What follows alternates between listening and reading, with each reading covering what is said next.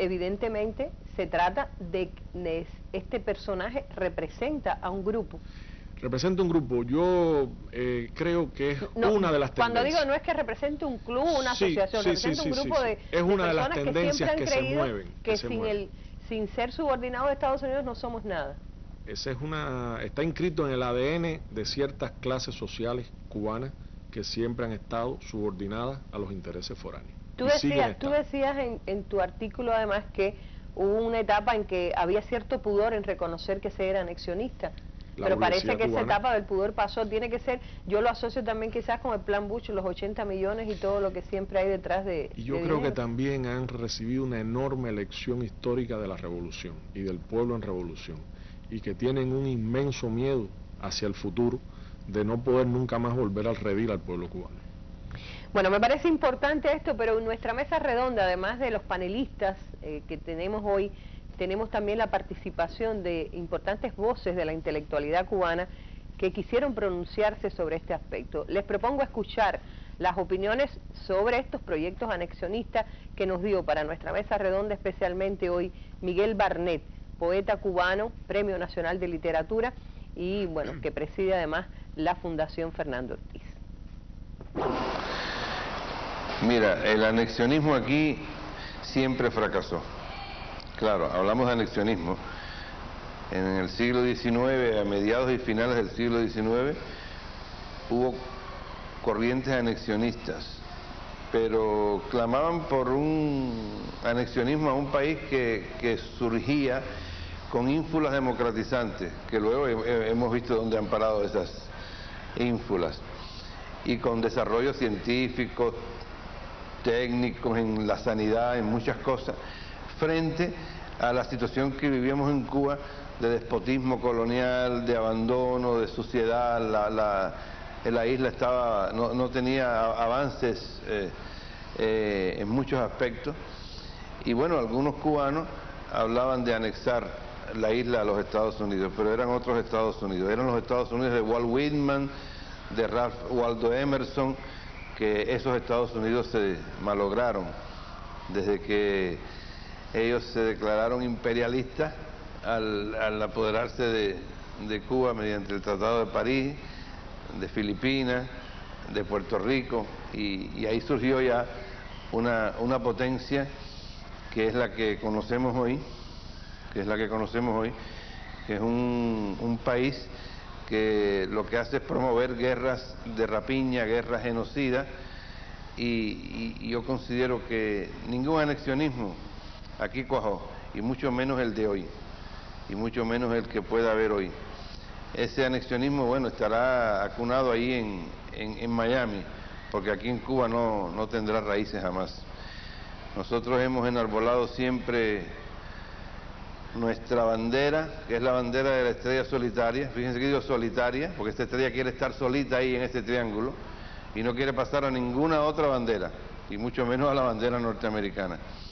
Nuestros patriotas, bueno, desde José María Heredia, el poeta nacional Félix Varela, el presbítero a Carlos Manuel de Céspedes, José Martí, Maceo, todos fueron independentistas. Y fue esa bandera, justamente de la estrella solitaria, la que se enarboló en la manigua cubana y la que nos llevó a la independencia, porque esa bandera y esa estrella solitaria significan eso, la dignidad y la autodeterminación. Fueron nuestros revolucionarios, nuestros próceres, casi todos en su gran mayoría intelectuales, los que enarbolaron esas ideas.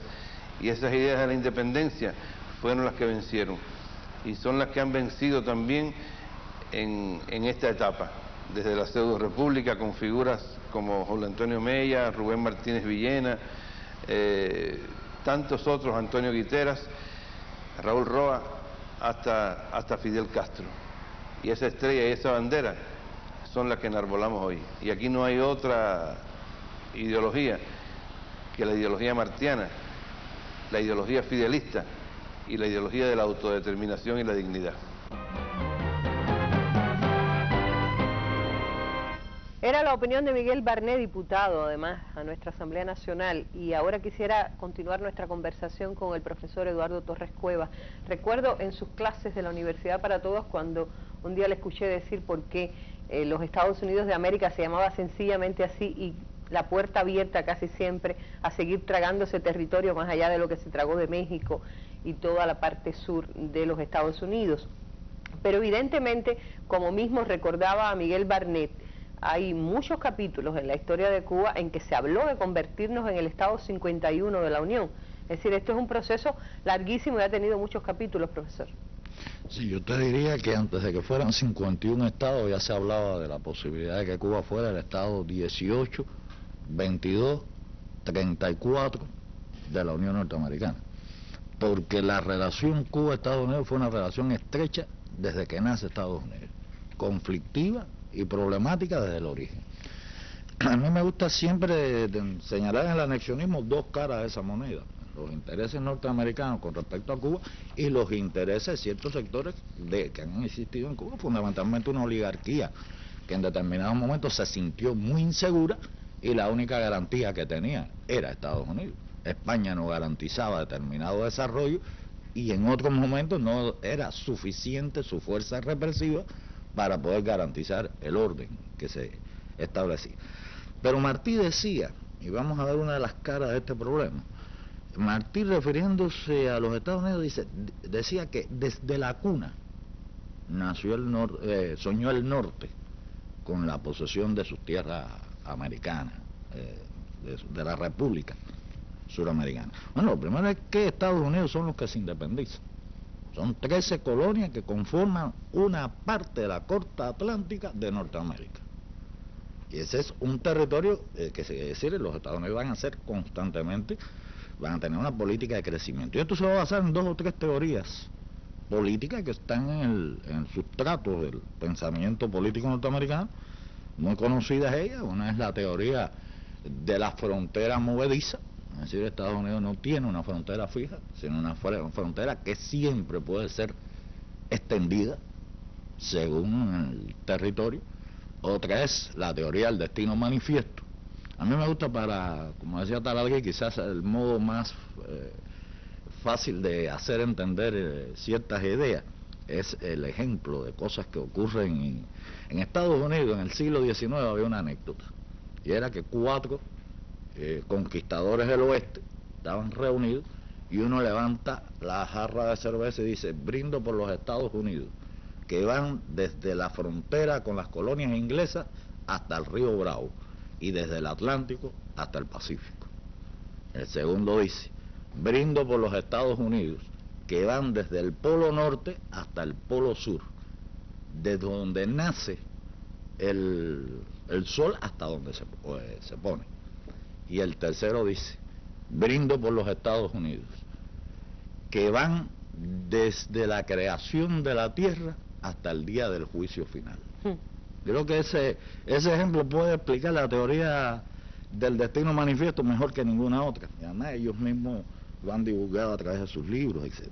Y a través de sus actuaciones lo han probado bastante. Exacto. Es decir, han seguido a pie juntilla el destino manifiesto, se lo han planteado. Exactamente, es que incluso es muy significativa la segunda, porque no es solo un problema espacial, sino es un destino con respecto a la humanidad de dominio. Pero señalaba este aspecto de la frontera movediza y del destino manifiesto porque los Estados Unidos nacen con esta teoría. Nacen